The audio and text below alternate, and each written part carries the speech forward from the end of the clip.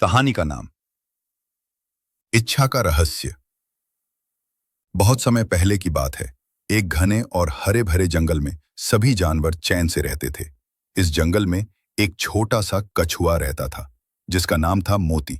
मोती धीरे चलता था, लेकिन उसके दिल में एक बड़ी इच्छा थी।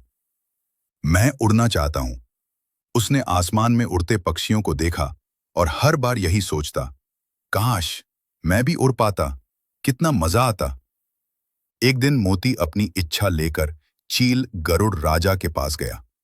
गरुड़ राजा आकाश के सबसे ऊंचे बादलों तक उड़ सकते थे।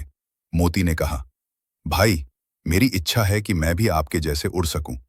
गरुड़ भाई मुस्कुराए और बोले, बेटा, इच्छा रखना अच्छी बात है, लेकिन क्या तुम इसके लिए मेहनत करने को तैयार हो? गरुड़ ने कहा, तो फिर 3 काम करने होंगे: साहस, धैर्य और अभ्यास। क्या तुम हर दिन पहाड़ी पर चढ़ सकोगे?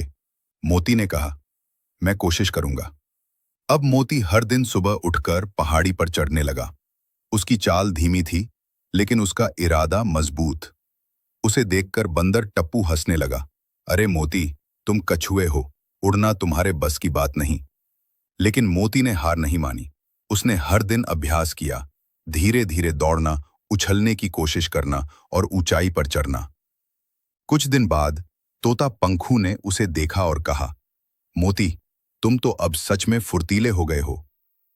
1 महीने बाद गरुड़ ने मोती को बुलाया और कहा, अब तुम तैयार हो, लेकिन उड़ने के लिए पंख चाहिए और पंख के लिए गरुड़ राजा के पास जाना होगा। मोती को समझ नहीं आया। मोती गरुड़ राजा के पास गया और पूरी बात बताई।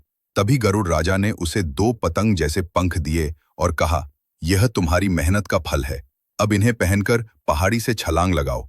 डरना मत, इच्छा से ज्यादा तुम्हारा विश्वास तुम्हें उड़ाएगा। मोती डर गया, लेकिन फिर उसने गहरी सांस ली और ऊंचाई से छलांग लगाई।